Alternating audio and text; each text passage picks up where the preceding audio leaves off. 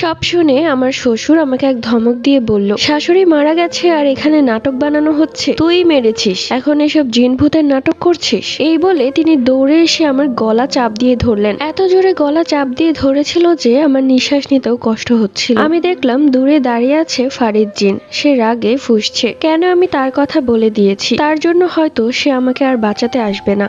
এইদিকে আমার দম বেরিয়ে যাবে এমন অবস্থা। এক পর্যায়ে আমার শ্বশুর আমার গলা ছেড়ে দেয়।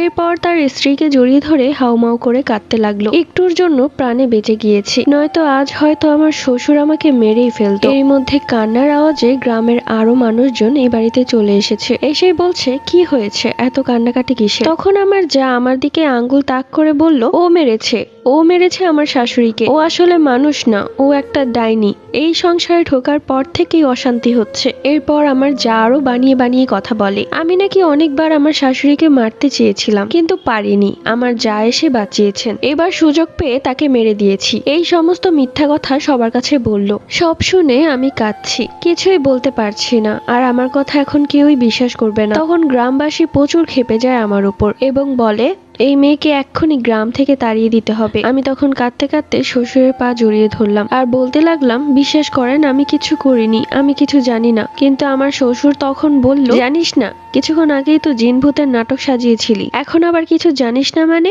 আমার স্ত্রীকে মেরে তুই এখন সবকিছু থামা চাপা দিবি এটা ভেবেছিস? ওকে আমার সামনে থেকে নিয়ে যাও, নয়তো ওকে আমি এখনই জ্যান্ত পুড়িয়ে মারবো। এরপর কিছু লোকজন আমাকে টেনে হিঁচড়ে বের করে বাড়ির ভেতর নারকেল গাছের সাথে আমাকে বেঁধে ফেললো। সারা রাত ওই অবস্থায় ছিলাম। মনে মনে অনেকবার ফারিদ জিনকে ডেকেছি, কিন্তু সে আমার সামনে আসেনি। কিভাবে বা আসবে? আমি যে তার সাথে অনেক বড় বেইমানি করে ফেলেছি।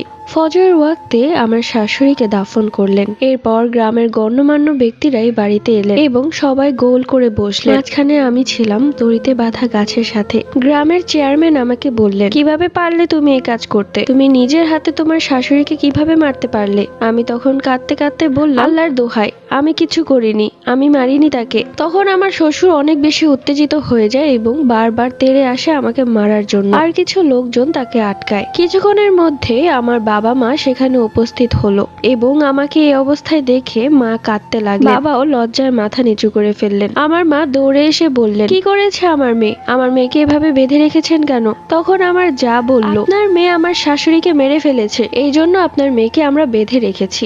ভাগ্যিস ভালো যে এতক্ষণে পিটিয়ে মারিনি। তখন আমার মা বলল, তুমি মিথ্যে কথা বলছো, আমার মেয়ে কখনোই এমনটা করবে না। তখন আমার শ্বশুরও সাক্ষী দিলেন যে আমি নাকি আমার শাশুড়িকে মেরেছি, এটা তারা নিজের চোখে দেখেছে। এরপর গ্রামের কিছু মানুষ আমার মুখে কালি মেখে দিল।